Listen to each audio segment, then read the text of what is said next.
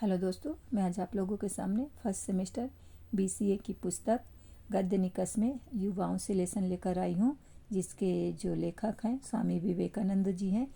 तो चलिए दोस्तों, पहले स्वामी विवेकानंद जी का जन्म परिचय जान लेते हैं। तो स्वामी विवेकानंद जी का जन्म 12 जनवरी 1863 को हुआ था। जन्म स्थान कोलकाता है। बचपन का नाम नरेंद्र दत्ता है, पिता का नाम विश्वनाथ दत्ता है, माता का नाम भुवनेश्वरी देवी है। और इनकी जो इन्होंने संस्थापक किए थे रामकृष्ण मिशन, रामकृष्ण मठ की। और इनकी जो साहित्यिक कृतियां हैं राजयोग, कर्मयोग, भक्ति योग। इनका जो निधन हुआ है 4 जुलाई 1902 को। चलिए दोस्तों, कवि जो लेखक हैं क्या कहते हैं युवाओं से। तो यहाँ पे लेखक युवाओं से कह रहे हैं कि मेरी आशा, मेरा विश्वास नवीन पीढ़ी के नवयुवकों पर है। उन्हीं में से मैं अपने कार्यकर्ताओं को संग्रह करूंगा। वे सिंह विक्रम से देश की यथार्थ उन संबंधी सारी समस्या का समाधान करेंगे। वर्तमान काल में अनुष्ठेय आदर्श को मैंने एक निर्दिष्ट रूप में व्यक्त कर दिया है और उसको कार्यान्वित करने के लिए मैंने अपना जीवन समर्पित कर दिया है। वे एक केंद्र से दूसरे केंद्र का विस्तार करेंगे और इस प्रकार हम धीरे धीरे समग्र भारत में फैल जाएंगे। भारतवर्ष का पुनरुत्थान होगा, वह शारीरिक शक्ति से नहीं वरना आत्मा की शक्ति द्वारा।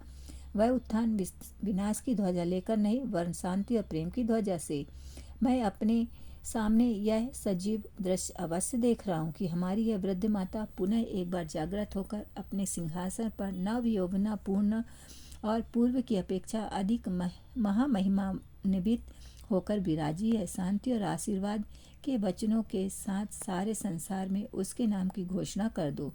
देखो, वह निद्रित भारत अब जागने लगा है। मानो हिमालय के प्राणपद वायु स्पर्श से मृतदेह के शिथिल प्राय अस्थि मांस तक में प्राण संचार हो रहा है। जड़ता धीरे धीरे दूर हो रही है।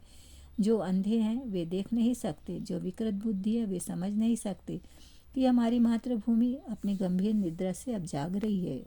जब अब कोई उसे रोक नहीं सकता, अब यह फिर से सो नहीं सकती। कोई बाह्य शक्ति इस समय इसे दबा नहीं सकती, क्योंकि यह असाधारण शक्ति का देश अब जागकर खड़ा हो रहा है।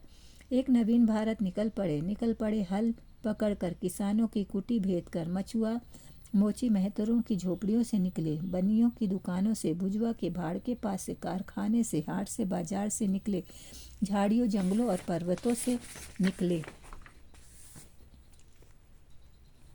क्या भारत मर जाएगा? तब तो संसार में सारी आध्यात्मिकता समूल नाश हो जाएगा। सारे सदाचार आदर्श जीवन का विनाश हो जाएगा। धर्मों के प्रति सारी मधुर सहानुभूतियाँ नष्ट हो जाएंगी। सारी भावुकता का लोप हो जाएगा और उसके स्थान में काम रूपी देव, विलासिता रूपी देवी राज्य करेगी। धन उनका पुरोहित होगा। प्रताड़ना, पाशविक बल और प्रतिद्वंदिता यही उनकी पूजा पद्धति होगी और मानवता उनकी बलि सामग्री हो जाएगी। ऐसी दुर्घटना कभी हो नहीं सकती।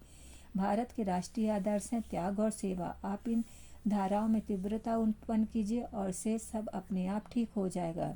तुम काम में लग जाओ, फिर देखोगे कि इतनी शक्ति आएगी कि तुम उसे संभाल ना सकोगे। दूसरे के लिए रत्ती भर सोचने काम करने से भीतर की शक्ति जाग उठती है। दूसरों के लिए रत्ती भर सोचने से धीरे धीरे हृदय में सिंह का सबल आ जाता है। तुम लोगों से मैं इतना स्नेह करता हूँ, परंतु यदि तुम लोग दूसरे के लिए परिश्रम करते करते मर भी जाओ तो भी यह देखकर मुझे प्रसन्नता होगी। केवल वही व्यक्ति सबकी अपेक्षा उत्तम रूप से कार्य करता है जो पूर्णतः निस्वार्थी है, जिसे ना तो धन की लालसा है, ना कीर्ति की और ना ही किसी अन्य वस्तु की। और मनुष्य जब ऐसा करने में सामर्थ हो जाएगा तो वह एक बुद्ध बन जाएगा और उसके भीतर भी ऐसी शक्ति प्रकट होगी जो संसार की अवस्था को पूर्ण रूप से परिवर्तित कर सकती है। जब तक करोड़ों भूखे और अशिक्षित रहेंगे तब तक मैं प्रत्येक उस आदमी को विश्वासघात समझूंगा जो उनके खर्चे पर शिक्षित हुआ है, परंतु जो उन पर तनिक भी ध्यान नहीं देता। वे लोग जिन्होंने गरीबों को कुचलकर धन पैदा किया है और अब ठाट बाट से अकड़ कर चलते हैं। यदि उन 20 करोड़ देशवासियों के लिए जो इस समय भूखे और असभ्य बने हुए कुछ नहीं करते होते, वे घृणा के पात्र हैं। हमेशा बढ़ते चलो, मरते दम तक गरीबों और पददलितों के लिए सहानुभूति, यही हमारे आदर्श वाक्य हैं। वीर युवकों, बढ़े चलो, ईश्वर के प्रति आस्था रखो, किसी चालबाजी की आवश्यकता नहीं है। उससे कुछ नहीं होता। दुखियों का दर्द समझो और ईश्वर से सहायता की प्रार्थना करो, वह अवश्य मिलेगी। युवकों, मैंने तो इन युवकों का संगठन करने के लिए जन्म लिया, यही क्या, प्रत्येक नगर में सैकड़ों और मेरे साथ सम्मिलित होने को तैयार हैं, और मैं चाहता हूँ कि इन्हें अप्रतिहत गतिशील तरंगों की भांति भारत में सब और भेजूं, जो दीनहीनों एवं पददलितों के द्वारा पर सुख, नैतिकता, धर्म एवं शिक्षा उड़ेल दे। और इसे मैं करूँगा या मरूँगा। मैं सुधार में विश्वास नहीं करता, मैं विश्वास करता हूँ स्वाभाविक उन्नति में। मैं अपने को ईश्वर के स्थान पर प्रतिष्ठित कर अपने समाज के लोगों के सिर पर यह उपदेश, तुम्हें इस भांति चलना होगा, दूसरे प्रकार नहीं मरने का साहस नहीं कर सकता। मैं तो सिर्फ उस गिलहरी की भांति होना चाहता हूँ जो श्री रामचंद्र जी के पुल बनाने के समय थोड़ा बालू देकर अपना भाग पूरा कर संतुष्ट हो गई। यही मेरा भाव है। लोग स्वदेश भक्ति की चर्चा करते हैं, मैं स्वदेश भक्ति में विश्वास करता हूँ, पर स्वदेश भक्ति के संबंध में मेरा एक आदर्श है। बड़े काम करने के लिए 3 चीज़ों की आवश्यकता होती है, बुद्धि और विचार शक्ति। हम लोगों की थोड़ी सहायता कर सकती है, वह हमको थोड़ी दूर अग्रसर करा सकती है और वहीं ठहर जाती है, किंतु हृदय के द्वारा महाशक्ति की प्रेरणा होती है। प्रेम असंभव को संभव कर देता है। जगत के सब रहस्यों का द्वार प्रेम है। अतः मेरे भावी संस्कार को मेरे भावी देशभक्तों, तुम हृदयवान बनो। क्या तुम हृदय से समझते हो कि तुम देव और ऋषियों की करोड़ों संतानें पशुतुल्य हो गई हैं? क्या हृदय में अनुभव करते हो कि करोड़ों आदमी आज भूखे मर रहे हैं और वे कई शताब्दियों से इस भांति भूखों मरते जा रहे हैं? क्या तुम समझते हो कि अज्ञात के काले बादल ने सारे भारत को आच्छादन कर लिया है? क्या तुम यह समझकर कभी स्थिर हुए हो कि क्या तुम कभी इससे अनिद्रित हुए हो? क्या कभी यह भावना तुम्हारे रक्त में मिलकर तुम्हारी धमनियों में बही है? क्या वह तुम्हारे हृदय के स्पंदन से कभी मिली है? क्या उसने कभी तुम्हें पागल बनाया है? क्या कभी तुम्हें निर्धनता और नाश का ध्यान आया है? क्या तुम अपने नाम, यश, संपत्ति, यहाँ तक कि अपने शरीर को भी भूल गए हो? क्या तुम ऐसे हो गए हो? यदि हो तो जानो कि तुमने स्वदेश भक्ति की प्रथम सीढ़ी पर पैर रखा है। जैसा तुम में से अधिक लोग जानते हैं कि मैं धार्मिक महासभा के लिए अमेरिका नहीं गया था, किंतु देश के जनसाधारण की दुर्दशा के प्रतिकार करने का भूत मुझ में मेरी आत्मा में घुस गया था। मैं अनेक वर्ष तक समग्र भारत में घूमता रहा, पर अपने स्वदेशवासियों के लिए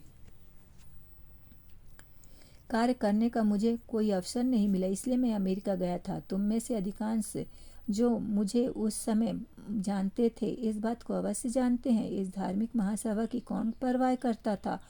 यहाँ मेरे रक्त मांस स्वरूप जनसाधारण की दशा हीन होती जा रही थी, उनकी कौन खबर ले। स्वदेश हितैषी होने की यह मेरी पहली सीढ़ी है। उठो जागो, स्वयं जागकर औरों को जगाओ, अपने नरजन्म को सफल बनाओ। उत्तिष्ठ जाग प्रभ वरानि बोधत। उठो जागो और तब तक रुको नहीं जब तक लक्ष्य प्राप्त ना हो जाए। जो अपने आप में विश्वास नहीं करता वह नास्तिक है। प्राचीन धर्मों ने कहा वह नास्तिक है जो ईश्वर में विश्वास नहीं करता। नया धर्म कहता है वह नास्तिक है जो अपने आप में विश्वास नहीं करता। यह एक बड़ी सच्चाई है। शक्ति ही जीवन है और कमजोरी ही मृत्यु। शक्ति परम सुख है, जीवन अजर अमर है। कमजोरी कभी न हटने वाला बोझ और यंत्रणा है। कमजोरी मृत्यु है। उपनिषदों में यदि कोई ऐसा शब्द है जो वज्र वेग से अज्ञान राशि के ऊपर पतित होता है, उसे बिल्कुल उड़ा देता है, तो वह है अभिनिर्भयता। संसार को यदि किसी एक धर्म की शिक्षा देनी हो तो वह है निर्भीकता की। यह सत्य है कि यह इस ऐहिक जगत में अथवा आध्यात्मिक जगत में भय ही पतन तथा पाप का कारण है। भय से ही दुख होता है, यह मृत्यु का कारण है तथा इसी के कारण सारी बुराई तथा पाप होता है। सबसे पहले हमारे तरुणों को मजबूत बनना चाहिए। धर्म इसके बाद की वस्तु है। मेरे तरुण मित्रों, शक्तिशाली बनो। मेरी तुम्हें यही सलाह है। तुम गीता के अध्याय की अपेक्षा फुटबॉल के द्वारा ही स्वर्ग के अधिक समीप पहुंच सकोगे। ये कुछ कड़े शब्द हैं, पर मैं उन्हें कहना चाहता हूँ क्योंकि उन्हें प्यार करता हूँ कि कांटा कहाँ चुभता है। मुझे इसका कुछ अनुभव है। तुम्हारी स्नायु और मांसपेशियाँ अधिक मजबूत होने पर तुम गीता अधिक अच्छी तरह से समझ सकोगे। तुम अपने शरीर में शक्तिशाली रक्त प्रवाहित होने पर श्री कृष्ण के तेजस्वी गुणों और उनकी अपार शक्ति को अधिक समझ सकोगे। तब तुम्हारा शरीर मजबूती से तुम्हारे पैरों पर खड़ा होगा और तुम अपने को मनुष्य अनुभव करोगे। तब तुम उपनिषद और आत्मा की महानता को अधिक अच्छा समझ सकोगे। हम देख सकते हैं कि एक दूसरे मनुष्य के बीच में अंतर होने का कारण उसका अपने आप में विश्वास होना और ना होना ही है। अपने आप में विश्वास होने से सब कुछ हो सकता है। मैंने अपने जीवन में इसका अनुभव किया, अब भी कर रहा हूँ, और जैसे जैसे मैं बड़ा होता जा रहा हूँ मेरा विश्वास और भी दृढ़ होता जा रहा है। प्रत्येक आत्मा ही अव्यक्त ब्रह्मा है। ब्रह्म तथा अंतः प्रकृति दोनों का नियमन कर अंतर्निहित ब्रह्म स्वरूप को अभिव्यक्त करना ही जीवन का ध्येय है। कर्म, भक्ति, योग या ज्ञान के द्वारा, इनमें से किसी एक के द्वारा या एक से भी अधिक द्वारा या सबके सम्मिलन के द्वारा यह ध्येय प्राप्त कर लो और मुक्त हो जाओ। यही धर्म का सर्वस्व है।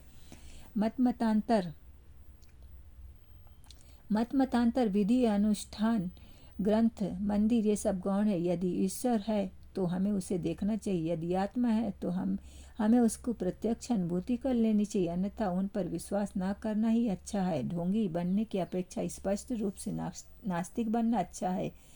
एक विचार ले लो, उसी एक विचार के अनुसार अपने जीवन को बनाओ, उसी को साँचो, उसी को सोचो, उसी का स्वप्न देखो और उसी पर अवलंबित रहो। अपने मस्तिष्क, मांसपेशियों, स्नायु और शरीर के प्रत्येक भाग को उसी विचार से ओतप्रोत होने दो और दूसरे सब विचारों को अपने से दूर रखो। यही सफलता का रास्ता है और यही वह मार्ग है जिसने महान धार्मिक पुरुषों का निर्माण किया। मैं अभी तक के सभी धर्मों को स्वीकार करता हूँ, उन सब की पूजा करता हूँ। मैं उनमें से प्रत्येक के साथ ईश्वर की उपासना करता हूँ, वे चाहे किसी भी रूप में उपासना करते हो। मैं मुसलमानों के मस्जिद जाऊँगा, मैं ईसाइयों के गिरजा में क्रास के सामने घुटने टेक कर प्रार्थना करूँगा, मैं बौद्ध मंदिरों में जाकर बुद्ध और उनकी शिक्षा की शरण लूँगा, मैं जंगल में जाकर हिंदुओं के साथ ध्यान करूँगा जो हृदयस्थ ज्योति स्वरूप परमात्मा को प्रत्यक्ष करने में लगे हुए हैं। शिक्षा विविध जानकारियों का ढेर नहीं है जो तुम्हारे मस्तिष्क में ठूंस दिया जाए और आत्मसात हुए बिना वहाँ अजन्म पड़ा रहकर गड़बड़ मचाता रहे। हमें उन विचारों की अनुभूति कर लेने की आवश्यकता है जो जीवन निर्माण, मनुष्य निर्माण तथा चरित्र निर्माण में सहायक हों। यदि आप केवल 5 ही परखे हुए विचार आत्मसात कर उनके अनुसार अपने जीवन और चरित्र का निर्माण कर लेते हैं तो आप पूरे ग्रंथालय को कंठस्थ करने वाले की अपेक्षा अधिक शिक्षित हैं। अपने भाइयों का नेतृत्व करने का नहीं वरन उनकी सेवा करने का प्रयत्न करो। नेता बनने की इस क्रूर उन्मत्तता ने बड़े बड़े जहाज़ों को इस जीवन रूपी समुद्र में डुबो दिया है। हमारे स्वभाव में संगठन का सर्वथा अभाव है, पर इसे हमें अपने स्वभाव में लाना है। इसका महान रहस्य है ईर्ष्या का अभाव। अपने भाइयों के मत से सहमत होने को सदैव तैयार रहो और हमेशा समझौता करने का प्रयास करो। यही संगठन है और यही संगठन का पूरा रहस्य है। मैं तुम सबसे यही चाहता हूँ, तुम आत्म प्रतिष्ठा, दलमंदी और ईर्ष्या को सदा के लिए छोड़ दो। तुम्हें पृथ्वी माता की तरह सहनशील होना चाहिए। यदि तुम ये गुण प्राप्त कर सको तो संसार तुम्हारे पैरों पर लौटेगा। तो इस तरह से स्वामी विवेकानंद जी युवाओं में प्रेस भर रहे हैं, उन्हें आगे बढ़ाने की कोशिश कर रहे हैं। तो दोस्तों कैसा लगा ये वीडियो? धन्यवाद।